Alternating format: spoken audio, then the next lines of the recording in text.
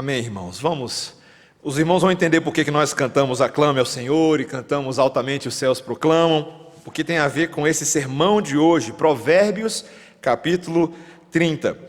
Enquanto você vai abrindo em Provérbios, capítulo 30, hoje à noite, dos versículos 18 a 33, eu vou prefaciando dizendo que há uma vantagem e uma aparente desvantagem em pregar expositivamente.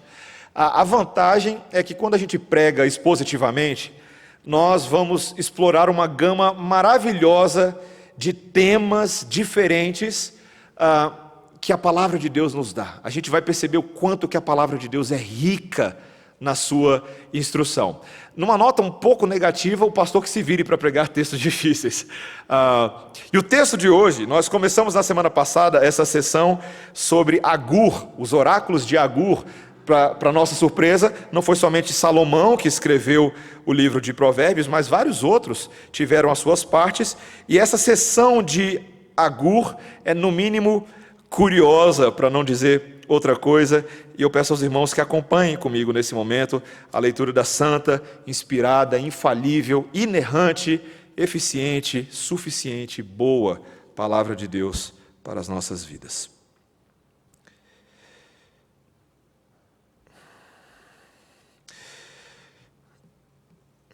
Há 3 coisas que são maravilhosas demais para mim.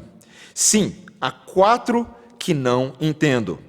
O caminho da águia no céu, o caminho da cobra na penha, o caminho do navio no meio do mar e o caminho do homem com uma donzela.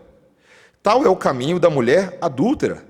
Come e limpa a boca e diz, não cometi maldade. Sobre 3 coisas estremece a terra. Sim, sob 4 não pode subsistir.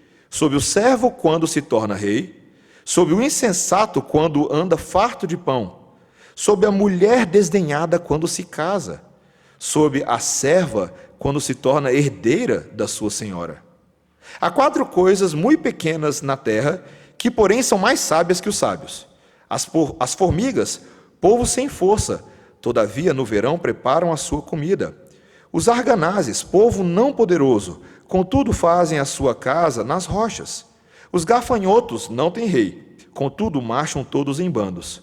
O gueco ou geco, que se apanha com as mãos, contudo está nos palácios dos reis. Há 3 coisas que têm passo elegante, sim, 4 que andam airosamente. O leão, o mais forte entre os animais, que por ninguém torna atrás. O galo, que anda ereto, o bode e o rei, a quem não se pode resistir.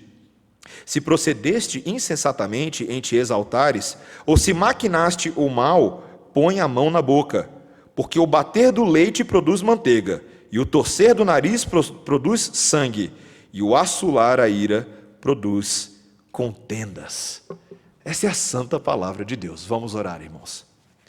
Senhor, nós te exaltamos e louvamos pela palavra que é absolutamente aplicável a tempo, fora de tempo, quer seja quando nos parece oportuno ou não, seja há séculos atrás, há meses atrás, no dia de hoje, na semana que está por vir. Esta é a boa palavra de Deus, que revela Cristo Jesus e suas maravilhosas boas novas. Abre os nossos ouvidos para entendê-la e vivê-la em nome de Jesus. Amém. Sherlock Holmes. Quem gosta? Eu gosto muito. Eu fico feliz que a cultura moderna está resgatando o Sherlock Holmes em formas diferentes. Tem saído seriados sobre o Sherlock Holmes, tem saído novos livros sobre o Sherlock Holmes, ou simplesmente aqueles materiais já antigos e conhecidos que estão sendo republicados. O detetive que utiliza as suas habilidades de dedução para resolver casos que algumas pessoas ou a própria polícia pedem para ele. E era o detetive que gostava dos casos complicados, né? Que via esses casos como desafios com os quais ele podia até se divertir um pouco. Quem conhece o Sherlock Holmes sabe que para ele esses casos eram uma espécie de vício particular, um bichinho de estimação que ele tinha. E ele tinha, de fato, habilidades muito superiores aos seus companheiros de trabalho, o que tornava ele ali uma figura indispensável para resolver os mistérios e os crimes mais importantes da sua cidade, do seu país. E se há uma habilidade que podemos identificar no Sherlock Holmes, é a de ver o que os outros não veem. Não é? Ele é muito hábil para estimar as probabilidades associadas às suposições que são levantadas. Ele estabelece relações lógicas entre as peças, as partes, uma espécie de jogo de matemática cheio de cálculos paradoxais, que ficam bem bonitos e belos quando ele explica para todo mundo o que só ele está vendo e que ninguém estava vendo, mas que enfim trará solução e alívio para os desconfortáveis. Meus irmãos, poder de observação é uma arte, não é? Você é bom, você é uma pessoa observadora? Você é uma pessoa... e tem gente que é assim, né? Tem gente que tem um tino, tem um tato para anotar coisas. Uma pessoa dessa, ela não sabe que eu vou falar isso, mas é a minha sogra. Minha sogra tem me protegido, estou falando bem de você, sogra. Ela tem me protegido um baita de um bocado ao longo desses 17 anos que eu estou com a minha esposa, porque ela observa coisas que às vezes eu não observo. Eu lembro quando eu comecei a namorar com a minha esposa, e ela observava a atitude das outras meninas ao meu redor. Obrigado, sogra, você me protegeu um bocado ali. Ela dava dicas, ela falava coisas importantes. Minha esposa também tem essa característica, é bênção para o nosso casamento. Às vezes eu não entendo muito bem, mas é bênção para o nosso casamento.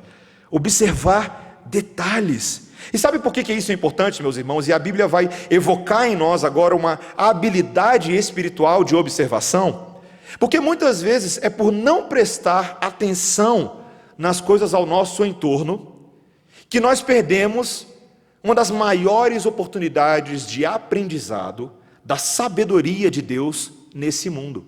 Já perceberam como as pessoas hoje, muitas vezes dependendo do estilo de vida que elas vivem assim, né? Sai de casa, vai para o trabalho, volta para o trabalho, e elas não contemplam mais, elas não olham mais, não observam, elas se acostumaram com a dinâmica da vida, mas estão perdendo uma das maiores aulas que o Espírito Santo pode dar para a gente nesse mundo criado por Deus. Graças a Deus por homens como Agur, que vem hoje à noite aqui para mim e para você para atiçar o nosso poder de observação e assim a nos levar a aprender um bocado de coisa que nós não sabemos hoje, mas que podemos saber se observarmos esse mundo à luz da palavra de Deus, da sabedoria divina, que tem poder para nos tornar mais perfeitos e mais maduros em todo o caminho nesse mundo. Essa é a tese para hoje à noite. E tem 4 coisas aparentemente, inicialmente randômicas, que nós vamos aprender por observação nesse texto, mas que de alguma maneira nos informam de uma realidade maior, tá? Então, presta atenção, eu vou falar primeiro quais são, e eu vou em câmera lenta no texto com você para observar. Você precisa manter a Bíblia aberta, tá? Nós vamos pontuar esses detalhes no texto, esse texto que é recheado de ilustrações, e nós vamos aprender 4 coisas por observação. Primeiro, que há mistérios da natureza que ilustram o comportamento humano. Primeira coisa. Depois, que certas aspirações de vida produzem mais dano do que bênção. Terceiro, que a sabedoria sempre triunfa sobre a força física.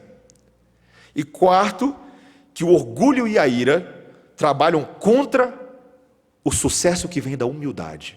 Essas são as 4 coisas, parecem bem estranhas, né? Bem diferentes, mas estão aqui para nós, numa única passagem que Agur e o Espírito Santo de Deus decidiram nos ensinar. Primeiro, então, esses mistérios da natureza que ilustram o comportamento humano. A gente vai versículo a versículo, tá? No versículo 18, ele usa aí uma fórmula que ele vai usar ao longo de todo o texto. Você percebeu que fórmula engraçada? Parece que ele não sabe fazer cálculo de matemática básica, né? Ele diz, há 3 coisas que são maravilhosas. Sim, 4 que eu não entendo.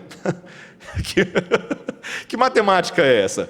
Meus irmãos, esse é um artifício poético que era utilizado dentro da poesia hebraica para nos trazer verdades. Não se engane, não tem a ver apenas com matemática, mas tem a ver com uma conta ou com a ideia de que sempre somos surpreendidos por algo a mais da parte de Deus que nos fascina e nos causa encanto.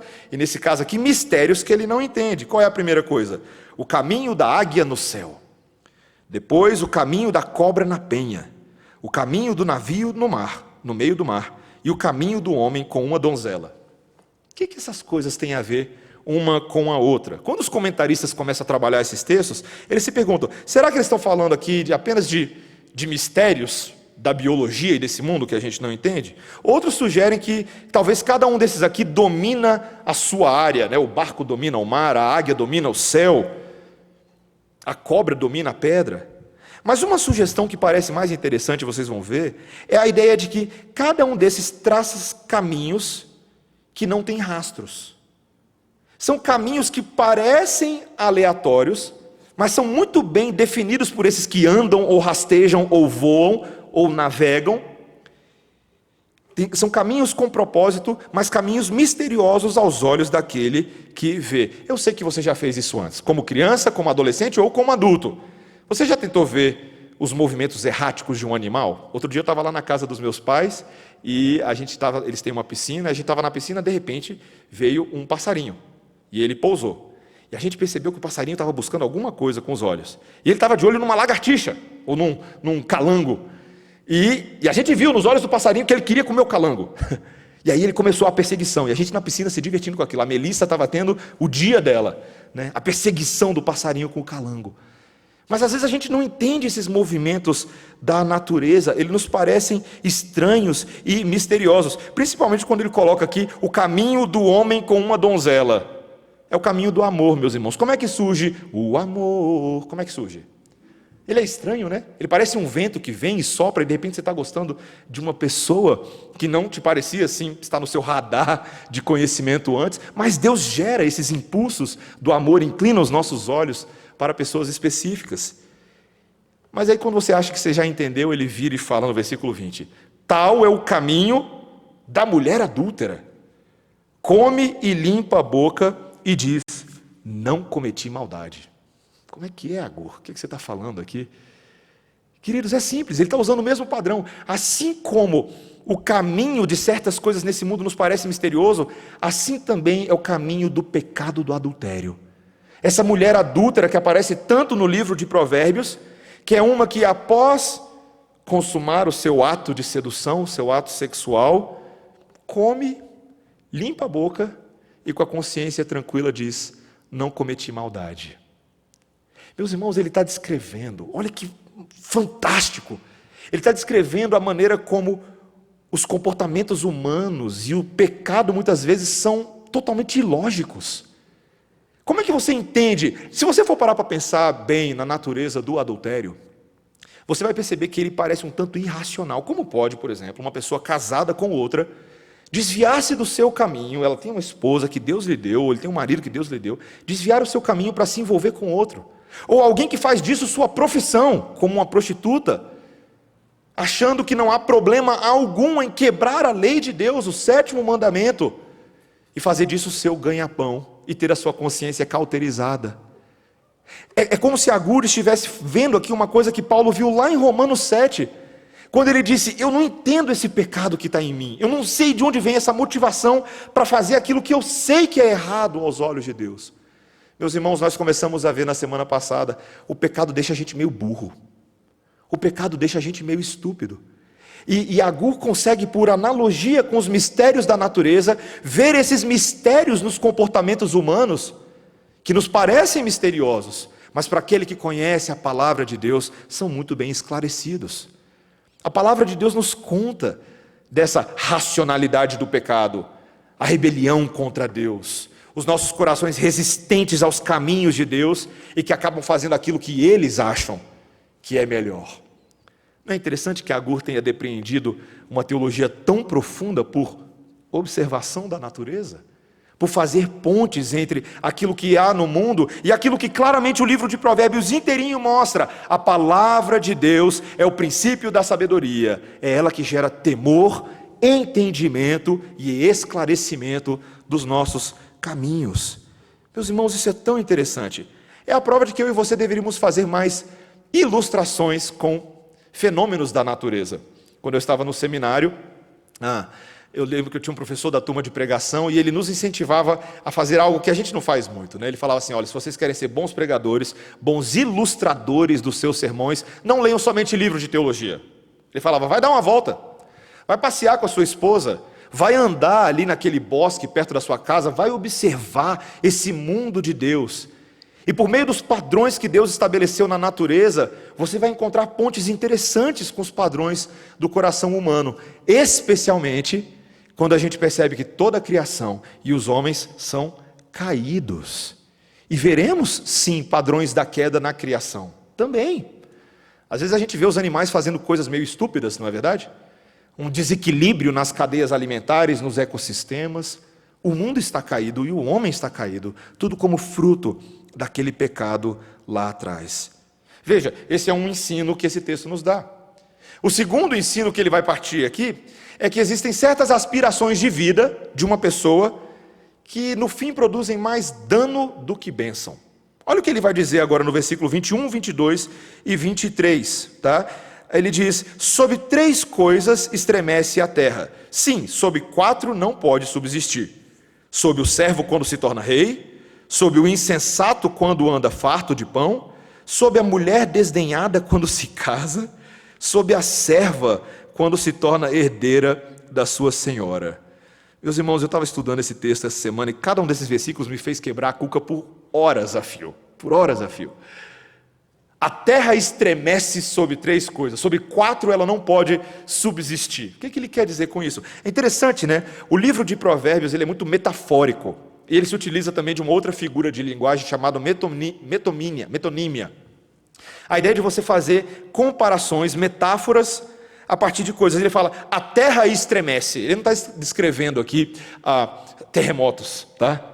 Ele está dizendo que as sociedades se abalam quando certas pessoas que não deveriam ocupar algumas posições, ocupam.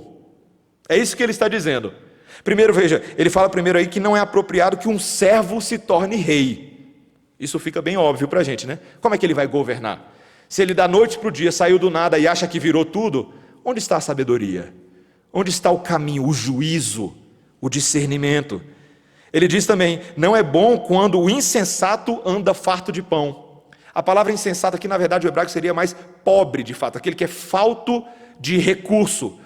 Aquele que é pobre quando ele tem comida, ele pode não dosar bem essa realidade. Quando ele vira rico, ele pode não saber lidar com as pessoas ao seu redor, não olhar mais as necessidades delas e olhar só a sua necessidade. Não é interessante? Vocês já ouviram essa história muitas vezes. Aquele que quando era pobre, era honrado, sabia compartilhar, tinha sempre para dar um pouquinho para todo mundo, mas quando ganhou na vida, quando tem muito, nem o que sobra quer dar para os outros. Acontece muito disso. Veja também, e aqui talvez o mais difícil do texto, a mulher desdenhada quando se casa. Isso não é apropriado. Nossa, pastor, que ideia é essa, né? A palavra desdenhada aqui é a mulher odiada, tá? Literalmente, o hebraico é a mulher odiada. A mulher, quando ela é odiada e repelida por causa disso e não consegue marido, no dia que ela consegue, em vez de se ver satisfeita dentro do seu casamento, o que ela carrega para dentro do casamento?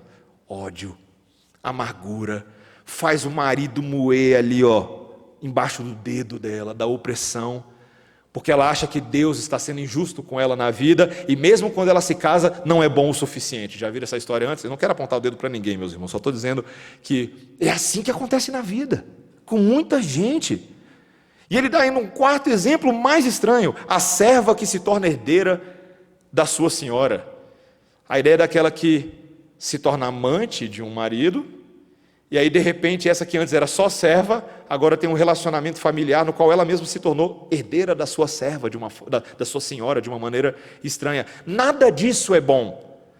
Tudo isso está ferindo princípios harmônicos de funcionamento dos grupos sociais, de um casamento, de uma família, de uma sociedade. Meus irmãos, vocês sabem disso. Quando você coloca gente na liderança de um país, de uma nação que não está preparada, a nação amarga.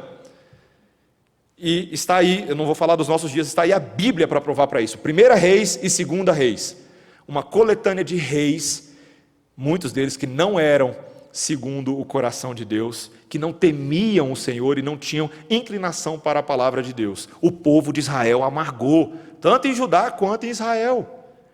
Nós vemos isso hoje em dia. Quando sobe a cabeça o poder e a corrupção vem à tona como um monstro, abocanhando, mordendo de todos os lados. mas o insensato, o tolo, quando também se vê cheio de si. Meus irmãos, nós precisamos entender, e esse é o grande ensino aqui, tá? Que a harmonia na sociedade ela é incentivada quando as pessoas mantêm as suas vocações, seus papéis adequados e buscam cumprir esses papéis com fidelidade e não assumem posições em que são incapazes de cumprir aquela vocação. Alguém poderia perguntar: poxa, pastor, então você está dizendo que uma pessoa nunca poderia subir de vida? Que ela nunca poderia melhorar ou mudar de emprego, mudar de posição? Não é nada disso, meus irmãos. É simplesmente dizer: não adianta nada você querer mudar de vida quando o que você tem para fazer agora, você não está fazendo bem feito. Quando aquilo que Deus te deu nas suas mãos agora, para você cumprir, para a glória de Deus e para a bênção do mundo, você não quer fazer. O nome disso é descontentamento, é ingratidão contra Deus. Meus irmãos, eu sei que dói ouvir essas coisas, mas eu estou falando de mim também. Às vezes na nossa vida o nosso coração anseia por tantas coisas, né? Mas há um grau de insatisfação com o que nós temos agora para fazer. Precisamos aprender com o salmista lá no Salmo 131, quando ele diz: olha, fiz sossegar a minha alma, não procuro coisas grandiosas demais para mim. E olha que o salmista estava em posição real, hein? Não procuro me alegrar e fazer com excelência e diligência aquilo que tenho para fazer hoje. O amanhã a Deus pertence, nossos planos pertencem ao Senhor, mas nós precisamos fazer aquilo do hoje. E assim a sociedade de Deus vai funcionar harmonicamente, equilibradamente, todo mundo cumprindo os seus papéis, seja como marido, como esposa, como filho, como pai, como avô, seja numa profissão, seja autônomo, seja como estudante, seja até como desempregado. Cada momento de vida deve ser vivido para a glória de Deus. Agora ele vai falar de uma terceira categoria. Ele vai falar da ideia de uma sabedoria de Deus que triunfa sobre a força física. A força da sabedoria triunfa sobre a força física. Veja nos versículos 24 a 28. Há 4 coisas muito pequenas na terra, que porém são mais sábias que os sábios. As formigas, povo sem força, todavia no verão prepara a sua comida. Os arganazes, povo não poderoso, contudo fazem a sua casa nas rochas. Os gafanhotos não têm rei, contudo marcham todos em bandos. E o geco, que se apanha com as mãos, contudo está nos palácios dos reis. Coisinhas pequenininhas e inofensivas, que são mais sábias do que os grandões. Ótimos exemplos do livro de Provérbios, especialmente as formigas, não é? Quantas vezes a formiga já apareceu no livro de Provérbios? Aquelas criaturas tão pequenas, porém, na sua pouca força, são planejadoras, fazem previsão para o inverno, enchem as suas despensas e trabalham em equipe. Ele fala aqui também dos arganazes, né? O que é um arganaz? O arganaz é como se fosse aquele texugo da rocha. Eu tive que ir na internet para dar uma olhada, tá? Texugo da rocha. Veja, eles são pequenos, eles têm o tamanho de coelhos, mais ou menos. E são bastante inábeis para se defender. Os arganazes são meio bobões. Mas eles aprenderam a viver em penhascos. Os locais que lhes dão uma segurança natural contra a maioria dos predadores. Nenhum deles está muito disposto a subir penhasco para se alimentar. Lá estão os arganazes. E os gafanhotos? Interessante, ele diz, os gafanhotos não têm rei. Interessante, né? Eles não têm um líder que está à frente deles, mas eles voam com uma ordem incrível. Eles marcham muito bem juntos. E você sabe o que o gafanhoto pode fazer, né? Se você estivesse lá nas pragas do Egito, você ia ver os gafanhotos em ordem, devastando a terra do Egito. Devastando tudo. Quilômetros e quilômetros de colheita, como um exército que se aproxima e prenuncia que você vai perder a sua guerra. E o último ele fala que é o geco, né? Outra palavra que a gente não usa muito, é um português um pouco arcaico, mas é basicamente a lagartixa, ou o lagarto, tá? Que é tão pequeno, e ele diz que pode ser capturado com as mãos. Mas ele mora nos palácios do rei. Interessante, quando você vai no palácio, você vê lagartixa na parede. E aí ele brinca com a ideia de, você pode até achar que eles são os donos do palácio, porque tem em todo lugar. Que eles mandam no pedaço. O rei às vezes não está lá, mas a lagartixa está. Meus irmãos, que ideias interessantes, 2 insetos e 2 animais maiores. Você viu o exemplo aqui, é simples. As limitações físicas podem ser compensadas de outras maneiras. Gente, é isso que a sabedoria faz. A sabedoria pega o pequeno e ensina ele a viver nesse mundo. Ou você acha que Davi derrotou Golias como? Gente, de verdade, se você estivesse vendo aquela cena ridícula lá do rei Saul tentando colocar armadura no rei Davi, né? É uma cena engraçada, é quase cômico, né? Eu tenho um livrinho de criança que eu leio para a Melissa, e todas as vezes que eu mostro essa cena ela morre de rir. Olha lá o rei Davi, todo fracote. Ele não era assim tão fracote, né? O Deus dele era muito forte. O Deus dele deu habilidade e sabedoria para ele ir lá pegar as pedrinhas as quais ele era habilidoso para matar leões, para matar ursos, para proteger o seu rebanho. Ele pega aquelas pedrinhas e bastava apenas uma na mão daquele Davizinho com um Deus muito grande por trás dele para ele derrubar o que ficava cuspindo ofensas e blasfemando contra o nome de Deus. Isso é sabedoria, meus irmãos, não se engane, é sabedoria. É a sabedoria que pega e torna aqueles que são os menores em hábeis e produtivos na sociedade, quando dependem da esperteza e da sagacidade do Espírito Santo de Deus. Sabe uma coisa? Permita dar uma aplicação bem prática para você nesse momento. A gente está passando por um período de pandemia, não é? E muita gente está perdendo emprego. E dói para mim, eu falo para minha esposa toda semana que me entristece ver a quantidade de pessoas que todas as semanas estão sendo mandadas embora dos seus empregos, amigos queridos, famílias que nós conhecemos, pais de família que têm o dever de sustentar a sua casa. E sabe, meus irmãos, numa hora como essa, nós precisamos de sabedoria. O pequeno, o fraco, precisa encontrar alternativas para continuar gerando renda para a sua casa. E veja, a sabedoria muitas vezes fala, você agora não vai conseguir um emprego na sua área, arregaça as mangas e vamos trabalhar com o que tem para fazer, porque Deus vai honrar, Deus vai sustentar. Vamos vender din-din, vamos fazer coisa na internet, vamos dar aula online de inglês, de piano. Sempre tem alguma coisa criativa nesse mundão de Deus que você pode fazer se você estiver disposto a se humilhar e fazer algo diferente. Tantas vezes na Bíblia nós vemos que Deus deu empregos diferentes, né? Neemias fez vestibular para ser copeiro de Ataxerxes. Deus transforma ele em coordenador de uma obra de reconstrução das muralhas. Jesus, aos olhos de muitos, seria carpinteiro. Para Deus ele era salvador do mundo. E assim vai. Deus vai mudando aquilo que a gente acha que é o caminho, Ele nos coloca em outros lugares, e quando Ele nos coloca ali, frutifiquemos, produzamos. E aqui nós temos um exemplo que eu não posso deixar de falar com esses animaizinhos e insetos.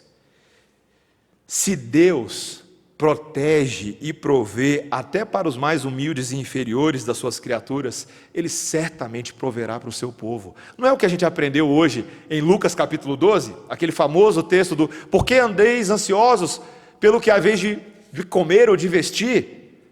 Vocês estão aí preocupados igual os gentios que ficam, né, se fosse linguagem de hoje, buscando roupa de marca, tentando estar na moda.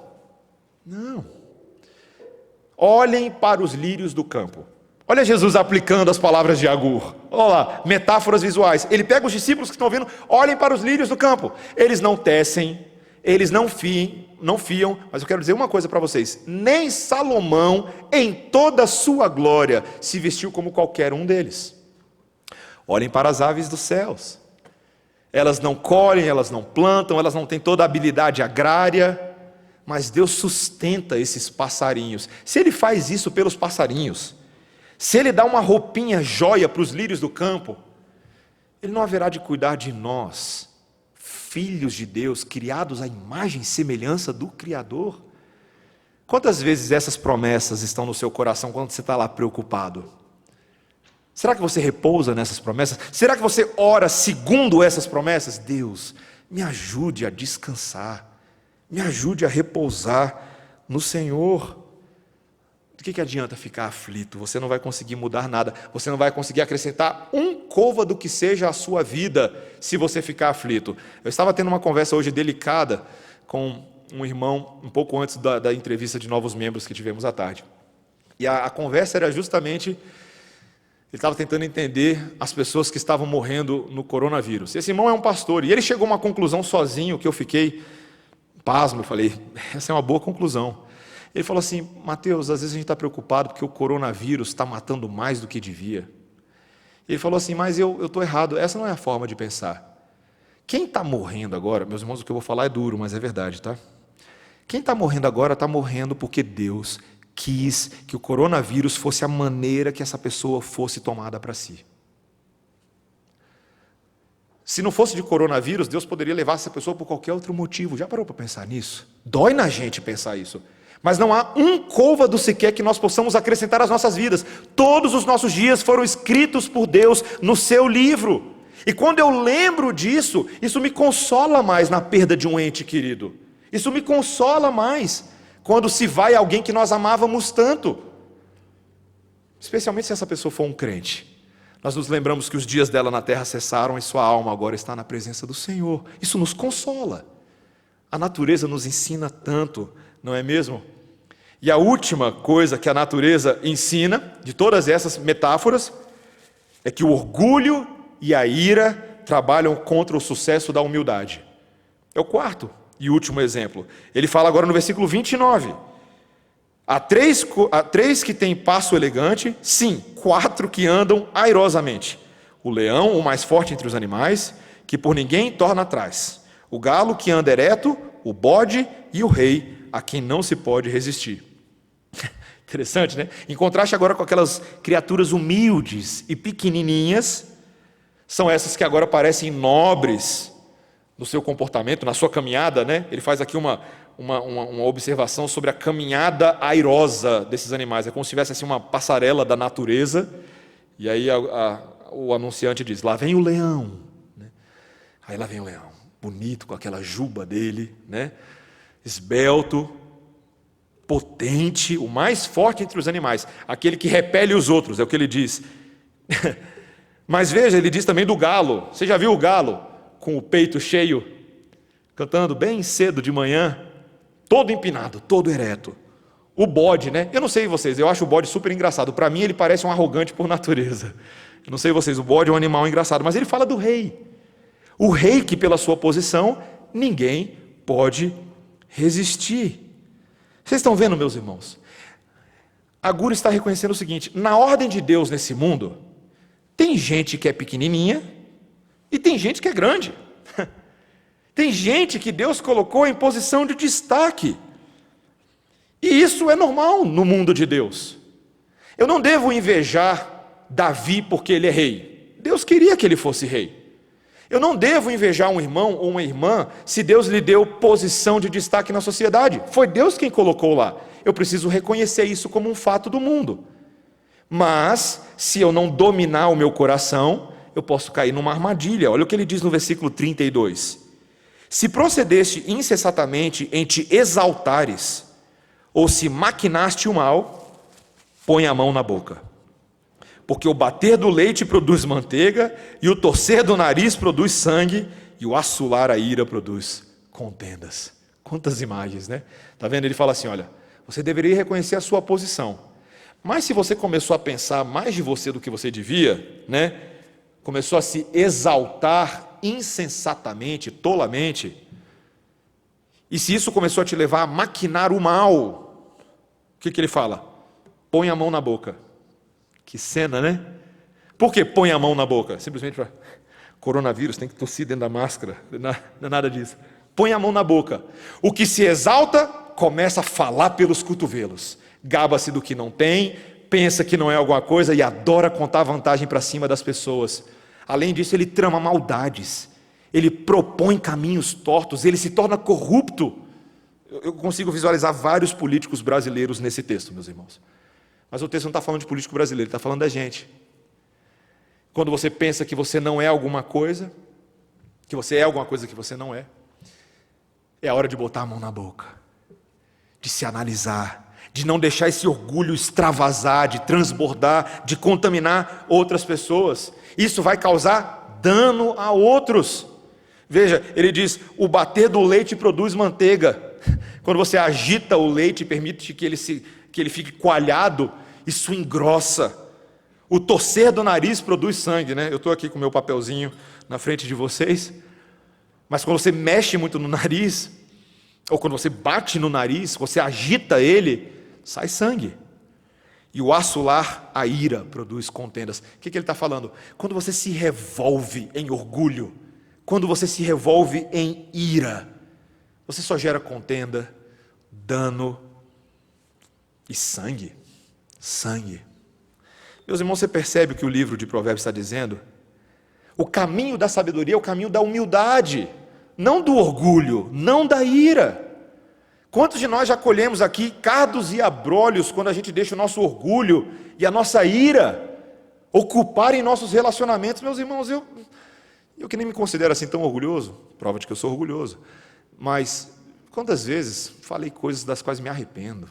Devia ter voltado atrás, devia ter segurado a língua lá dentro da boca, mas falei, fui contar vantagem, menti. Eu lembro quando eu era criança, eu tinha esse problema, meus irmãos. Contava umas mentiras bestas, de graça, simplesmente porque eu não queria ficar por baixo com os meus colegas. Um falava, meu pai já fez tal coisa. Eu falava, meu pai... meus irmãos, uma vez eu quase falei que meu pai já foi a Marte, só para os irmãos terem noção do grau de mentira que eu às vezes me envolvia na escola. Meu pai, se deixasse eu falar que meu pai era astronauta e ia a Marte depois conquistar todo o sistema solar. Meus irmãos, é uma pena que a gente seja assim. Orgulho, ira, só produzem dano. Na verdade, eles anulam o sucesso que viria da humildade. O sucesso que viria da humildade. Esse é o caminho de Provérbios. Sabe, meus irmãos, eu tentando arranjar a estrutura desse texto, mas eu entendi. Por que Agur fala de todas essas coisas, que ensinam coisas tão diferentes? Porque ele aprendeu isso observando. Observando. Um homem que já se mostrou claramente como um profeta cheio da palavra de Deus, é o que ele diz no início desse capítulo. Alguém que fala as palavras de Deus. Ele era um profeta, conhecia as Escrituras. Mas agora, observando o mundo, ele vai contrastando esses padrões do mundo com os padrões da palavra, e ele aprende um bocado. Meus irmãos, o nosso Deus nos ensina assim, por observação e imitação. Não é verdade? Já pararam para pensar como que as crianças aprendem a fazer as coisas? Imitando. Minha filha Melissa, quase 3 anos agora, entrou na fase das princesas. Não adianta, meus irmãos. Ela ouviu uma música que parece música de princesa, ela vê alguma coisa, uma cor que lhe lembra princesa, ela já está dançando pela sala, sozinha. Música na cabeça dela. E ela ainda fala assim, papai, dança comigo. Eu falo, dança o quê? Não tem música. Mas ela está imitando algum padrão, alguma referência. Ela observou e para ela aquilo virou padrão de verdade. E eu espero que as princesas que eu e a Débora estamos mostrando para ela sejam relativamente bons padrões éticos e morais. Tem muita princesa aí que se diz princesa do Senhor e não é, né? Meus irmãos, crianças aprendem assim para nos ensinar que nós continuamos aprendendo assim. A Bíblia inteira é um livro de metáforas e imagens. Ela não é somente um livro de doutrinas proposicionais, de frases que nos ensinam verdades, mas são frases ilustrativas. É como se a Bíblia fosse um livro ilustrado, com imagens que sensibilizam a nossa mente e nos mostram quem Deus é. Como é bom aprender dessa forma. Deus sabia que a gente precisava aprender assim. É por isso que Jesus contava parábolas. Parábolas têm esse poder, né? Você está aqui falando um discurso pesado, complicado, aí você fala assim, deixa eu contar uma história para vocês. Aí todo mundo fica na ponta da cadeira. Todo mundo dá ouvidos. Porque, meus irmãos, Deus quer atrair a sua atenção e a sua observação para o mundo que Ele criou e para a palavra dEle. Eu e você aprendemos muito sobre observação com um Deus que nos observa. Já pararam para pensar nisso? Deus é o artista da observação, porque a todo instante os seus olhos estão sobre a terra, sondando os corações, olhando as relações humanas, e é a partir dessa maneira que Deus decide como agir. Ele conhece o caminho dos homens. Essa semana a gente estava estudando a doutrina da providência. Que doutrina bela! Um Deus que sabe, que olha, que vê aquilo que se passa nos meus pensamentos, no meu coração, que observa tudo. e decide como Ele vai agir comigo. Aquele que já me olhava, Salmo 139, aquele que já me observava, me enxergava no ventre da minha mãe, quando eu ainda não estava nem totalmente formado. Aquele que me acompanhou, oniscientemente, onipresentemente, onipotentemente, em todos os momentos da nossa vida. Vocês já pararam para pensar que quando Jesus veio a esse mundo, Ele fez um bocado de observação? Um baita dia, Ele está lá com seus discípulos, olhando uma mulher colocar 2 moedinhas no gasofilácio. E aí ele fala assim, calma aí, olha lá, olha o que ela está fazendo. Aí ele observa também os judeus e fariseus e os escribas, que vinham com seus sacolões de moedas e jogavam no gasofilácio para fazer aquele barulhão, para chamar a atenção. Ó, quem está aqui, quem chegou. Jesus observa, olha, vira para os discípulos e diz, aquela mulher ali, com as suas 2 moedinhas, ela deu mais do que todos esses homens. Porque eles deram do que sobrava, mas ela deu de tudo o que possuía. Observação, meus irmãos. Meus irmãos, eu quero ensinar uma coisa para os irmãos hoje à noite. Nós ganharíamos e aprenderíamos tanto mais do que fazemos hoje, se a gente segurasse mais a nossa língua e olhasse e pensasse mais antes de falar. Quantas vezes você ia falar alguma coisa e você segurou porque você olhou algo, ouviu ali e observou algo que mudou o seu pensamento ou alterou a sua forma de enxergar o mundo? A redenção que Cristo tem para fazer conosco é nos dar novos olhos para enxergarmos o mundo como Ele enxerga o mundo. Esse texto é maravilhoso, meus irmãos, porque é um texto de cosmovisão. O propósito da vida de Deus para nós na vida é mudar a nossa ótica do mundo. Não enxergarmos esse mundo apenas pela ótica do pecado, mas pela ótica do Criador. E de como Ele estruturou todas as coisas. E de como Ele quer nos ensinar. É uma cirurgia de transplante de olhos que Deus quer fazer conosco. É exatamente isso. Paulo tinha algo parecido na mente quando ele diz, rogo-vos, pois, irmãos, Romanos 12, versículo 1, rogo-vos, pois, irmãos, que apresenteis os vossos corpos por sacrifício vivo, santo e agradável a Deus, que é o vosso culto racional.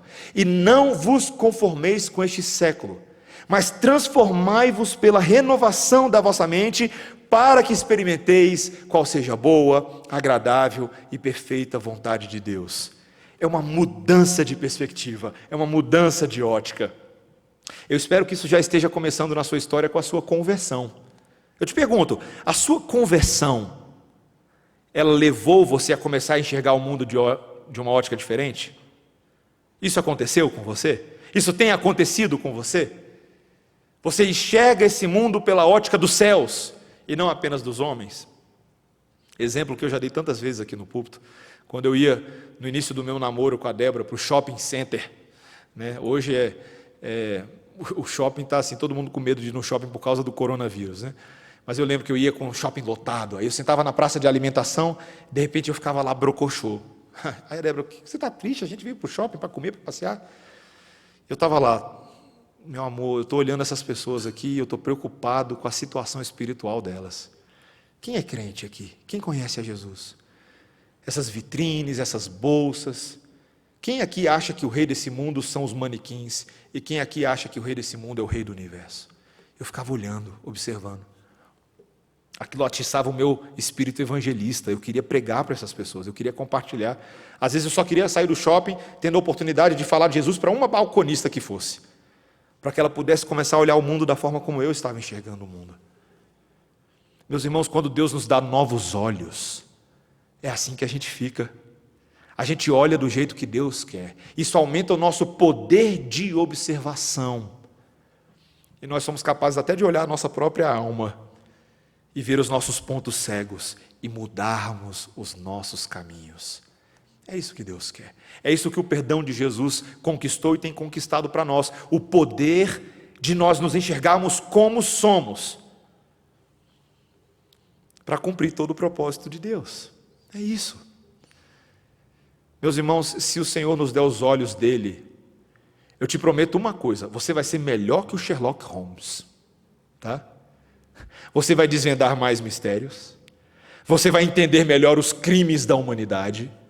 Você vai ter a lupa do Espírito Santo, que coloca os seus olhos na palavra de Deus, e dela você pode agora ler o mundo ao seu redor, interpretar as pessoas, entender motivações, conhecer comportamentos, e ser mais sábio verdadeiramente.